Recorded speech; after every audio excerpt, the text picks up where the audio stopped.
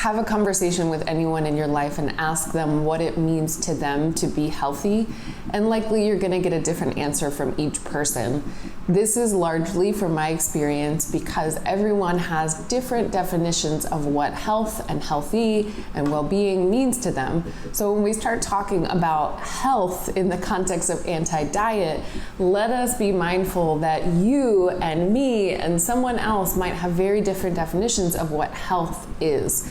And a really common question that I get is anti-diet anti-health? So we're going to dive into the answer to that question, talk about why it's reductionist and it doesn't completely describe what exactly anti-diet is. And in the end, I'm going to give you a couple of tips in order to change your relationship with food by embracing the anti-diet approach to food and well-being. But before we dive into that, make sure that you check out the free resources below and subscribe to my channel. I come out with videos every single week, and I also send a newsletter weekly. So if you want more from me and you are wanting to shift your relationship with food and your body, sign up below. You definitely want to take a listen to this.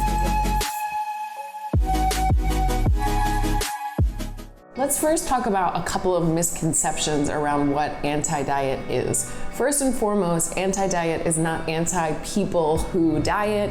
It's also not anti-health promoting behaviors. Anti-diet refers to anti-diet culture, which is specifically naming and talking about the diet culture that you and I and we all exist in, that teaches us certain things about food and bodies and our existence in life that really causes a lot of harm. So it's not anti-individual person who, for example, pursues weight loss or individual person who is dieting.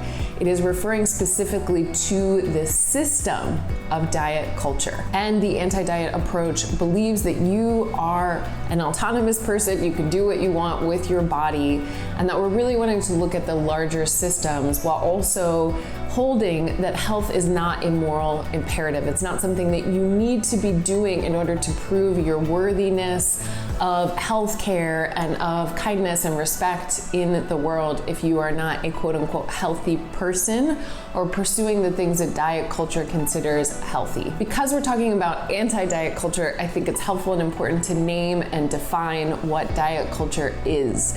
So diet culture is the system that we exist in, and it is a system of beliefs that are incredibly oppressive and often really harmful, but that are really normalized. We don't really know that we're swimming in this kind of toxic soup of rules around food and bodies until we can begin to see it and name it. And this is where the definition comes in handy, I think. So what is the definition of diet culture? I'll name a couple of things for you so that you can get a good sense. It's the promotion of weight loss at any cost to your mental or physical well-being, and the assumption that that weight loss and the pursuit of weight loss is always going to be a good thing.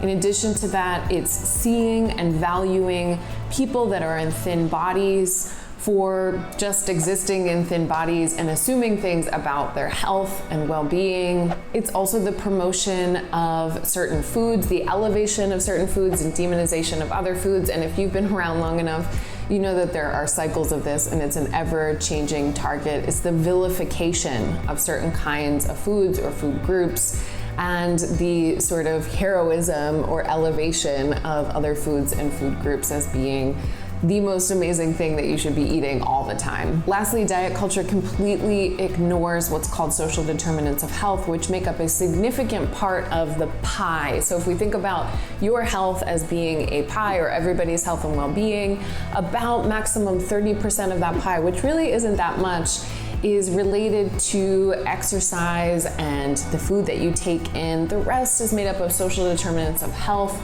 And diet culture ignores all of those determinants on health and well-being and usually blames the individual and says if you just move your body more and get in certain foods, then you will be a healthy person, without looking at the impact of oppression on people in the world, as well as the other social determinants of health that impact our health and well-being. So essentially, in summary, it is a system that you exist within that has a lot of rules and also assumptions about people, about bodies, about health, about food that really impacts you and your relationship to food. And by extension, if we think about diet culture being sort of a pool that we're all existing in, or a container that we're all inside, within that there are specific diets. And while diets are really harmful, they are part of the system of diet culture that you and I exist within. If you are new to learning about diet culture,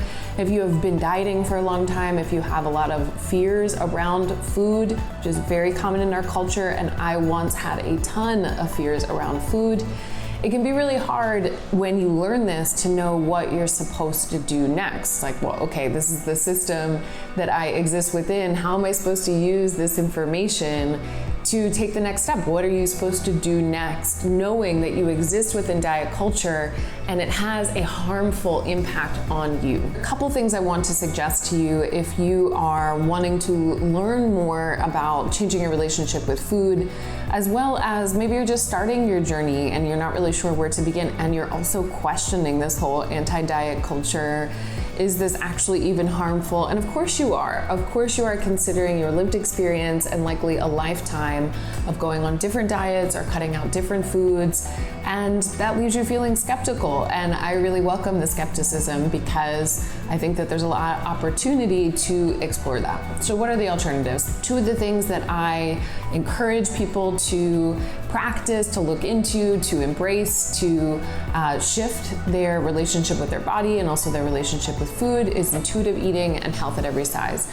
Intuitive eating, while there's a lot of misconceptions about intuitive eating, is really just a framework in order to help support you in reconnecting to your body and all of its signals. It is not a list of hard and fast rules.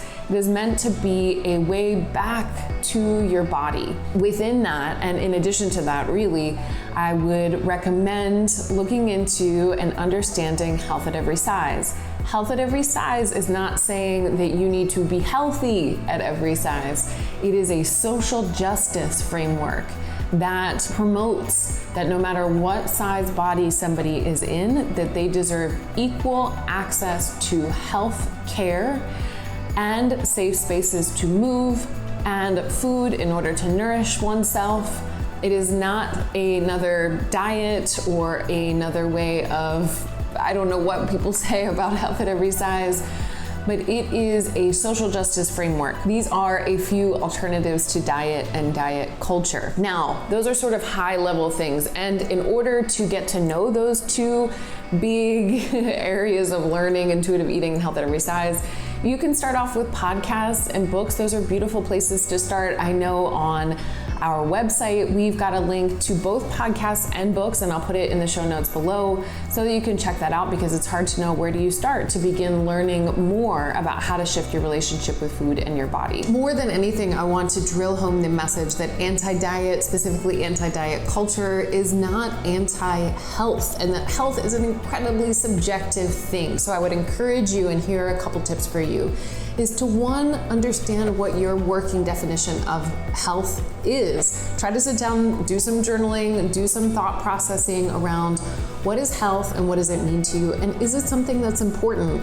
And I know that that might sound wild considering the culture that we exist in, but not everyone's priority in terms of the things that are most important in their life is health. Now, of course, a lot of people want to be well, but being health in the way that it's often defined, in particular in diet culture, may not be something that they're striving for and wanting. So think about, what does health mean to you? And then the secondary thing to follow that would be, what kinds of things have impacted your working definition of what health is? Do you think of being in a thin body? Do you think of eating certain kinds of foods? Because often those things are influenced by diet culture and doesn't really encompass the entirety of what health means to us. Does mental health, is it included in your working definition of what health is? Does it mean having connective relationships, being in community, having access to safe spaces to move? Your working definition of what health will be will likely take you some time and may be different from what you imagined it being And a way that we can really challenge diet culture is by challenging the ways that we think about health and well-being. In addition to defining what health means to you and then asking yourself if any of those definitions of what health means are influenced by diet culture, I also want you to consider looking into, researching, understanding what diet culture is and the impact that it has on you. I know looking at resources doesn't sound like a really profound thing, looking at podcasts and books, but if you are new to this information, it can be helpful because it's such a paradigm shift. First, we gotta see that it exists because we exist in diet culture, but if we're not aware of it, we don't know about it and its impact on us entirely. And then we learn from there, and it can feel really challenging because it often goes directly in conflict with everything that we've been told about food, everything that we've been told about bodies, and everything that we've been told about health and well-being.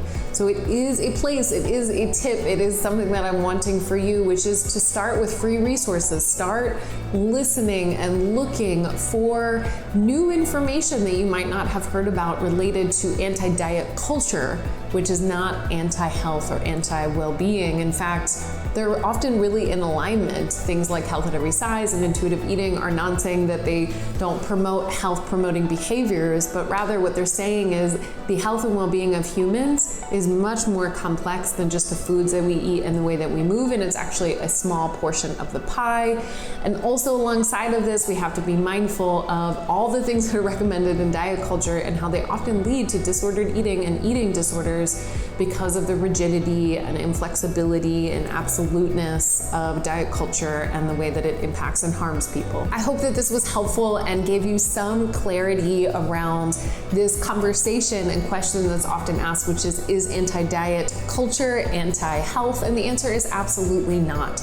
That they can go alongside one another, and that we're looking at the system of diet culture and not individuals within that system that are pursuing things related to diet culture, like diets and cutting out certain foods and pursuing weight loss, etc. If you want to learn more, which I highly suggest and have mentioned many times, I want you to check out the resources below. Please sign up for my newsletter, but also check out some of the links related to podcasts and books. I'll put some individual links as well as the links to the pages, and I hope to see you back here soon.